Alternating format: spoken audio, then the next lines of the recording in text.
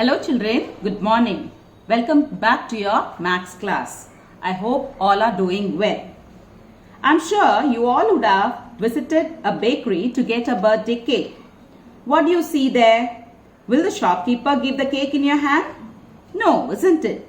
He will take a cardboard, a flat cardboard, and within seconds he'll fold it into a box and keep the cake inside it and give it to you. Isn't it? Have you noticed that? So, today we are going to see how a flat cardboard has been folded to form a 3D box. So, in today's class we are going to see about net. What is a net? So, the 3D box, when it is unfolded, you get a flat 2-dimension figure, isn't it? So, that 2-dimension figure only is called as net, or we say it as net diagram. So, we can define net as, the net is a 2-dimensional shape which can be folded to form a 3-dimensional shape. You can see a cube, and this is the net diagram of a cube. Now, I am going to show how I am going to unfold a cube. So, can you see a cube in my hand? Yes. Now, I am going to unfold this cube. So, I am opening out the cubical shape. So, when I open it out, I get a flat surface. Can you see this, children? So, this is called as the net of the cube. Sorry.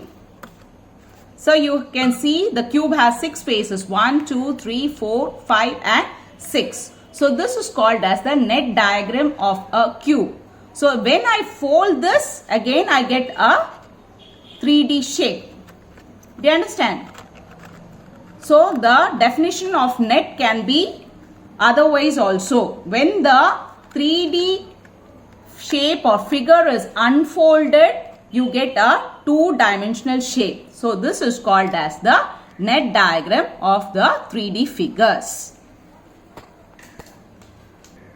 Today, we are going to see different net diagrams of different 3D shapes. So, this we have already seen a cube. The net diagram of the cube will be in this shape. A cuboid. The cuboid, the net diagram will be similar to the cube, but only thing, the opposite sides are equal, isn't it? So, 2 faces will be small. Okay, so this is the net diagram of a cuboid. Next, we are going to see the net diagram of a cylinder. So, this will look somewhat like this. So, the net diagram of the cylinder is this. Okay. So, when I convert it or fold it into a 3D shape, this will look like this. Is that clear? So, this is the net diagram of a cylinder. Next, moving on to cone. So, the net diagram of a cone is this. Can you see? So, the cone can be folded in this way to form a 3D shape, and if it is unfolded, it will be in this position. Is that clear? So, the net diagram of a cone is this. So, now are you able to understand? A cube will look like this. The net diagram of cuboid is this cylinder. You can see the net diagram of a cylinder, and last the cone will be in this position. Now, let us move on to the next topic in your chapter 1. What do you see in my hand? This is a clock, isn't it? Other than the time, what do you observe in the clock?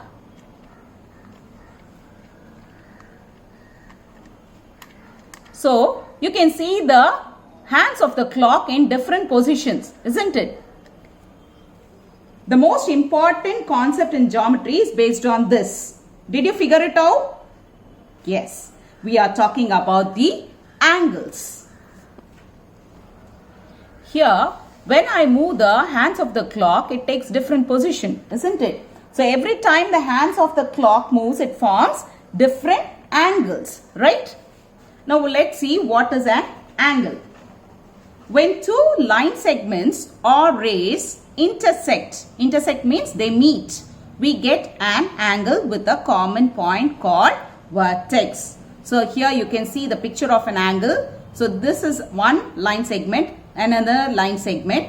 They both meet at a common point O, and this is called as vertex. Is that clear? So angle is represented as A angle AOB. So this is the definition of angle. And the unit of measure of angle is degrees, or you can say angles are measured by degrees. Is that clear? Today we are going to see the types of angles. There are 5 types of angles. Acute angle, it is less than 90 degree. Obtuse angle, between 90 and 180 degrees. Right angle, exactly 90 degree. Straight angle, exactly 180 degree. Zero angle, exactly 0 degrees. Now, let us see the different types of angles using an angle tester. So now in my hand I have an angle tester, and the angle formed is 90 degree. It is exactly 90 degrees. The 90 degree angle or right angle is very important, because with this only we are going to compare the other angles.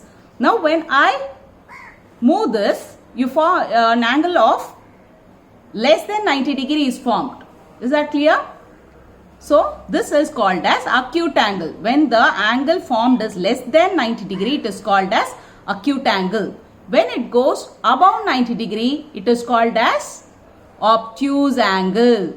Is that clear? This angle formed is called as obtuse angle. And we have already seen exactly 90 degree is right angle. When the angle goes beyond 90 degree and comes to a straight line, that is 180 degree, it is called as a straight angle. Is that clear?